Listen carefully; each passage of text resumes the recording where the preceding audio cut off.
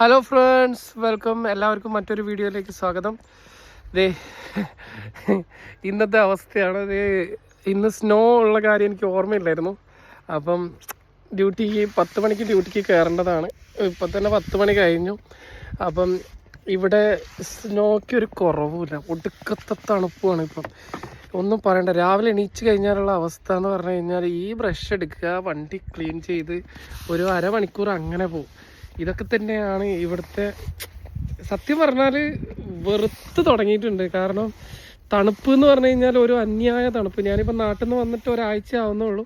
അപ്പം സത്യം പറയാമല്ലോ, നാട്ടിലെ ആ ഒരു ക്ലൈമറ്റ് അതാണ് ബെസ്റ്റ്. എന്തൊക്കെ പറഞ്ഞു കഴിഞ്ഞാലും ഈ ഒരു തണുപ്പത്ത് ഇങ്ങനെ പണിയെടുക്കുക എന്ന് പറഞ്ഞാൽ പണി എന്തോ വലിയ പണി ഉണ്ടായിട്ടല്ല, പക്ഷേ ഈ ഒരു തണുപ്പിൽ നമുക്ക് ഒരു പണി എടുക്കാൻ പറ്റില്ല. അത്രയും എന്താ പറയുക, ഒരു ജാതി ഫീലിങ്സ് ആണ്.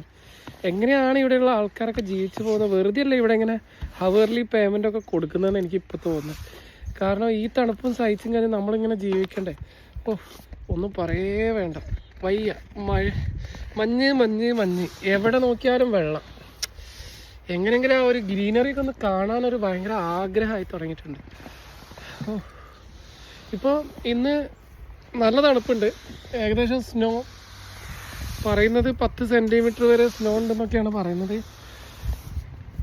ഇനിയിപ്പോൾ ഈ വണ്ടി സ്റ്റാർട്ടാക്കിയിട്ട് ഒരു അറ്റ്ലീസ്റ്റ് ഒരു അരമണിക്കൂറെങ്കിലും ഹീറ്ററൊക്കെ ഓണാക്കിയിട്ടാലേ വണ്ടിയൊക്കെ ഒന്ന് തണുക്കുള്ളൂ.